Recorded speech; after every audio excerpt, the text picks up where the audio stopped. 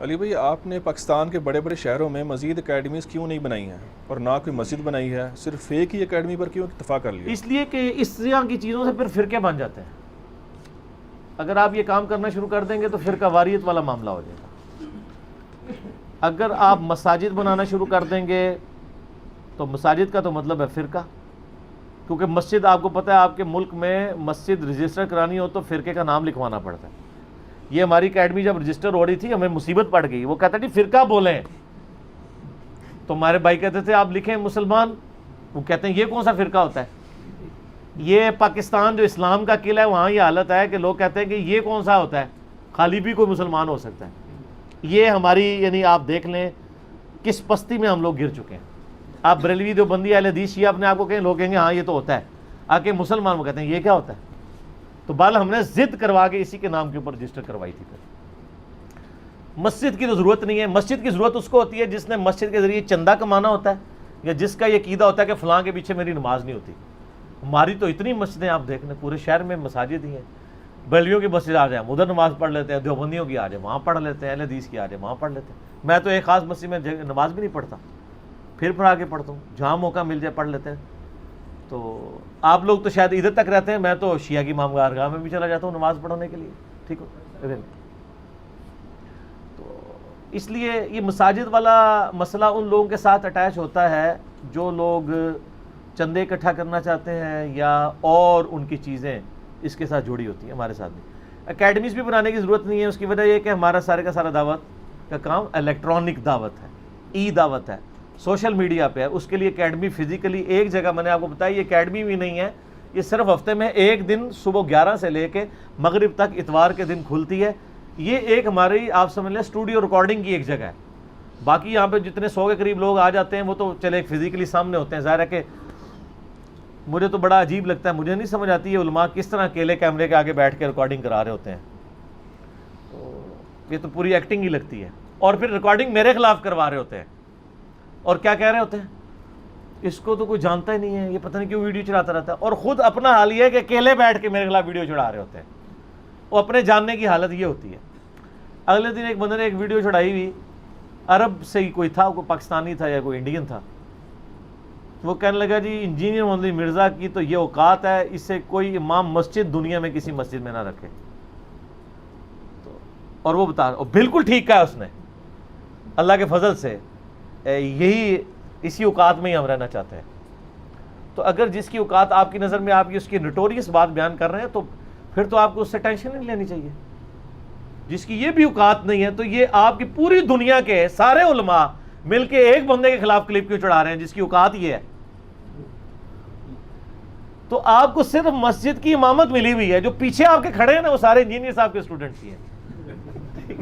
تو انجینئر صاحب کو آگے آگے کھڑے ہونے کی کیا ضرورت ہے؟ کیوں جی؟ وہ کہتے ہیں کنگ میکر ہونا چاہیے بندے کو، خود کنگ بننے کی ضرورت ہے.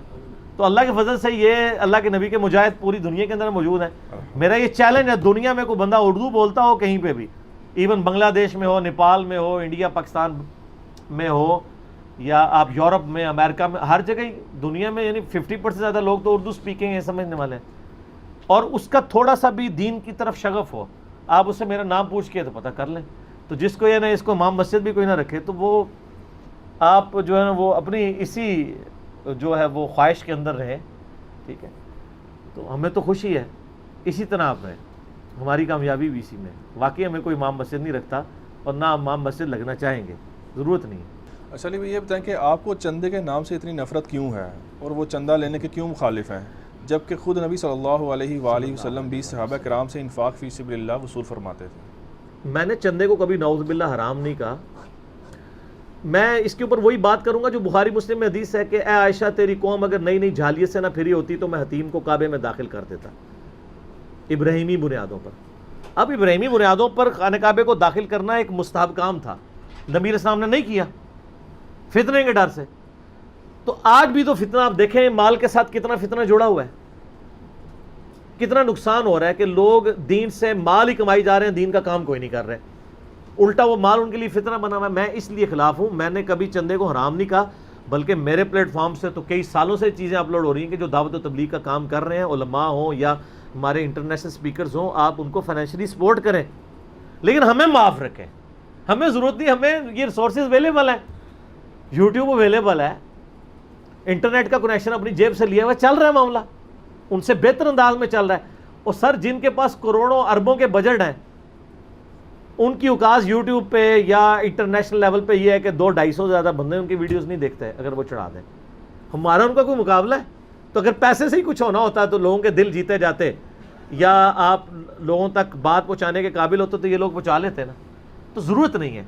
تو میں چندے کے اس لیے خلاف ہوں, میں چندے کو حرام نہیں کہتا, آپ جن کو دے رہے ہیں ضرور دیں, ہم مخالفت نہیں کرتے ہیں, نہ نعوذ باللہ اس کے اوپر کوئی خلاف, اسی لیے کہ ہم نے دیکھا ہے اس کے نقصانات دیکھے ہیں. اور جامع ترمذی میں حدیث ہے, ہر امت کا کوئی نہ کوئی فتنہ ہے, میری امت کا فتنہ مال ہے. اور بخاری اور مسلم میں جو آخری خطبہ ہے نبی الاسلام کا, چند خطبوں میں سے 1 مہینہ پہلے وفات سے, بخاری مسلم میں آتا ہے نبی الاسلام نے شہدائے احد کے قبرستان میں جا کے ان کی قبروں پہ جا کے دوبارہ نماز جنازہ پڑھی, اور وہاں پہ آپ نے قبرستان میں صحابہ کرام کو خطبہ دیا عبرت کے لیے, اور کہا کہ لوگوں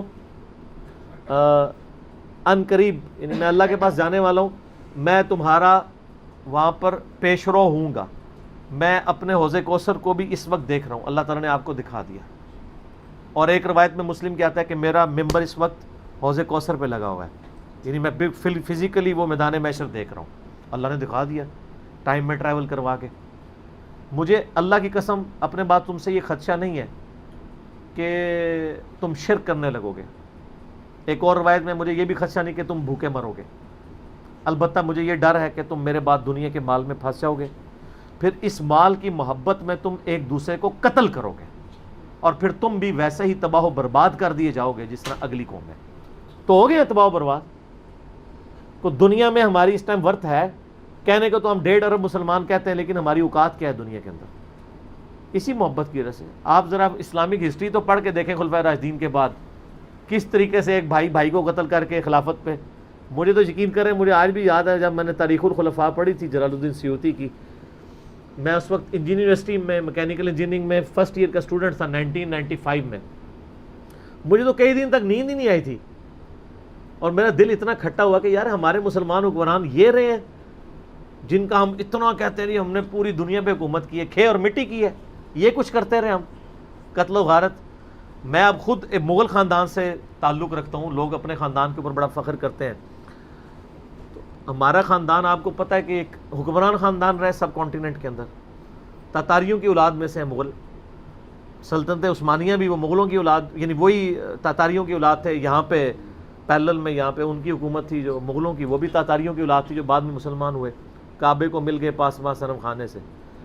اور یہاں پہ ہمیں بچپن سے ہمارے آباء و اجداد کے بارے میں بتایا جاتا ہے, وہ جی جو اورنگزیب عالمگیر تھا نا جی, وہ ٹوپیاں بنا بنا کے گزر بسر کرتا تھا اور کبھی نماز نہیں چھوڑی. تو میں انہوں نے بھرا بھی کوئی نہیں چھڑیا, کوئی بھائی بھی زندہ نہیں رہنے دیا, نماز بھی نہیں چھوڑی, بھائی بھی نہیں چھوڑا حکمرانی کے لیے.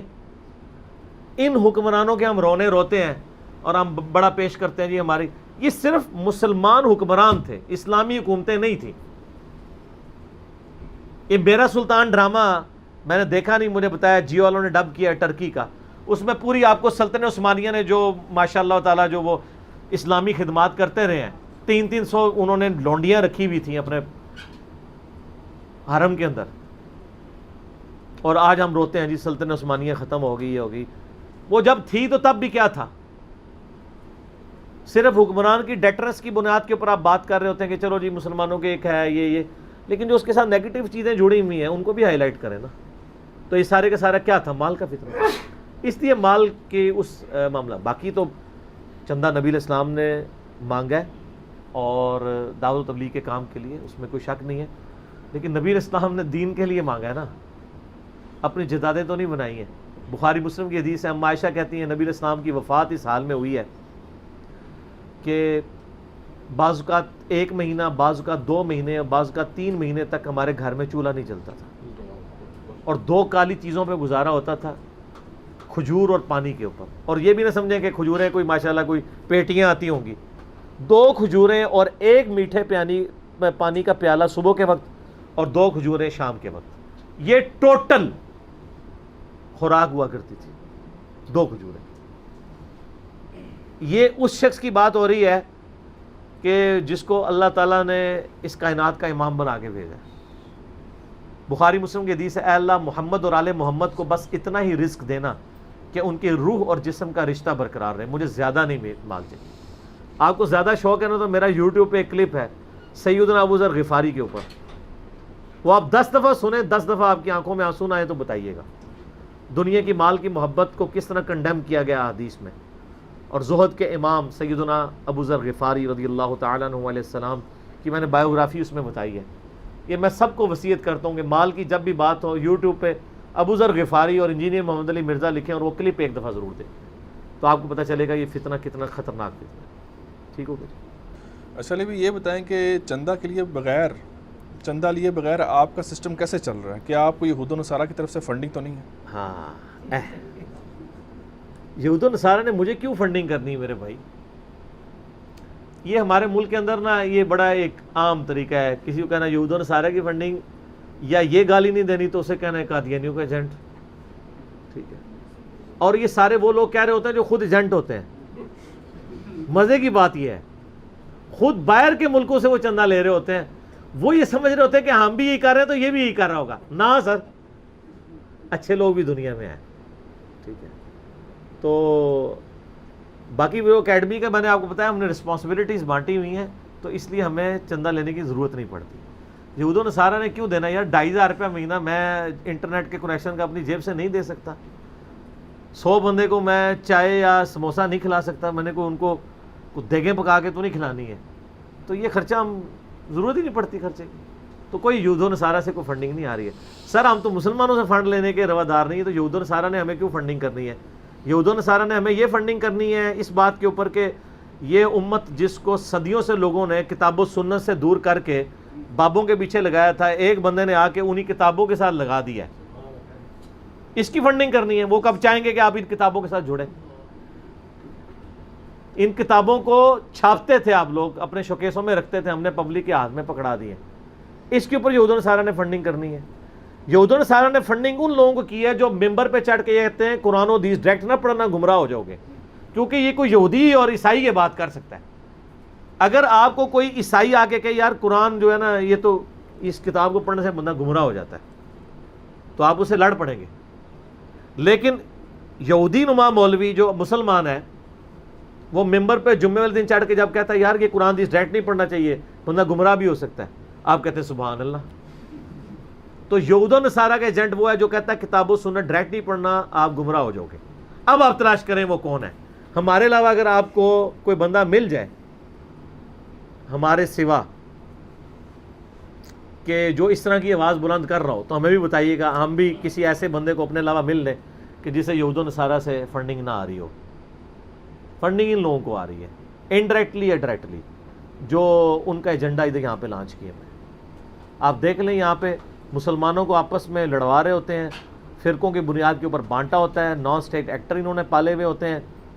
اور جب کبھی بات آتی ہے, ابھی آپ دیکھیں یعنی امریکہ کی وجہ سے مسلمانوں کو کیا دکھ نہیں پہنچے پچھلی صدی سے لے کے ابھی تک, لیکن وہ لوگ جو یہاں پہ اپنے آپ کو بڑا موحدین کہتے ہیں اور ان کو یہاں پہ فنڈنگ بھی سعودیہ کی طرف سے آ رہی ہوتی ہے, اور وہ کہتے ہیں ہم تو جی کلمت اللہ بلند کرنے کے لیے کھڑے ہوئے ہیں, ان کی جرت نہیں ہے کہ امریکہ کے خلاف بات کر دیں, یا سعودی جو معاملات چل رہے ہیں, سعودی یا جو جا کے امریکہ کی جولی میں بیٹھ گیا اور مسلمانوں کو نقصان ہو رہا ہے اس کے اوپر کوئی بات کر جائے, نہیں کر.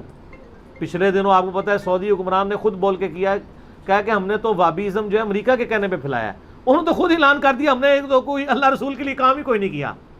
تب بھی کسی کی جرت نہیں ہوئی یہاں سے کہہ کہ یہ بکواس کر رہا ہے, اور واقعی اس نے بکواس کی ہے. وہاں پہ جن لوگوں نے یہ دعوت اٹھائی تھی, محمد الوہاب صاحب یا ان کی اولاد, خالصتاً اللہ کے لیے انہوں نے توحید کی دعوت بلند کی تھی. لیکن جب یہ بولا ہے تو ادھر کسی لال رومال والے کی جرت ہوئی ہے کہ کہے کہ یہ بکواس کر رہا ہے. کیوں؟ مال لے کے کھا رہے ہیں, ان کا ٹوٹل دین مال ہے, ورنہ یہ کنڈیم تو کرتے. وہ بندہ جس نے آ کے یعنی بے حیائی کا طوفان بدتمیزی برپا کر دیا پورے سعودیہ کے اندر, جید علماء کو قیدوں میں ڈال دیا ہے, یہاں بیٹھ کے, یہاں تو میں کوئی خطرہ نہیں ہے نا, ہم تو اپنے ملک میں بیٹھے, یہاں بیٹھ کے بھی تم اپنی زبان نہ ان کے خلاف کھول سکو اور لوگوں کو پٹیاں پڑھاؤ گا, جی برائی کو دیکھو تو ہاتھ سے روکو اور نہیں تو زبان سے روکو. قبر پرستی کے خلاف تو آپ بول رہے ہیں, جو اتنا بڑا طاغوت بن گیا ہوا ہے خود, اس کے بارے میں آپ بولنے کے لیے تیار ہی نہیں ہے. تو آپ کا تو سارا دین جو ہے وہ مال ہے. اسی لیے دیکھیں آپ کو اللہ تعالیٰ نے اس دعوت توحید کے کام سے بھی معزول کر دیا ہے. وہ اللہ تعالیٰ نے کوئی اور پلیٹ فارم چن لیا ہے جو کہتا ہے کہ نہ میں وابی نہ میں بابی, میں ہوں مسلم علمی کتابی. اب آپ کو جانا میں کیوں کہتا ہوں نہ میں وابی, وہ تو بتا رہے ہیں وابیزم پھیلا کیوں ہے. تو نہ ہم وابی ہیں نہ بابی, بابوں کے ماننے والے بھی نہیں, ہم مسلم ہیں سادہ سے علمی کتابی بات کرتے ہیں. ٹھیک ہو گیا. اگلا سوال ہے کہ آپ ایک طرف تو نعرہ لگاتے ہیں کہ نہ میں وابی نہ میں بابی, میں ہوں مسلم علمی کتابی, اور دوسری طرف ویب سائٹ کا نام muslim.com کی بجائے ahlsunnatpak.com رکھا ہوا ہے. کیا یہ کھلا تضاد نہیں ہے؟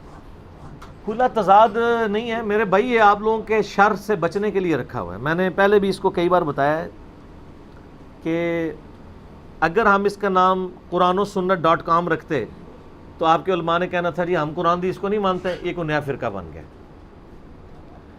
سب کانٹیننٹ کے معاشرے میں آپ کو دعوت پہنچانے کے لیے حکمت, ادع الی سبیل ربک بالحکمت والموعظۃ الحسنہ وجادلہم باللتی ہی احسن. میں نے مجبوراً اس کا نام اہل سنت پاک.com رکھا.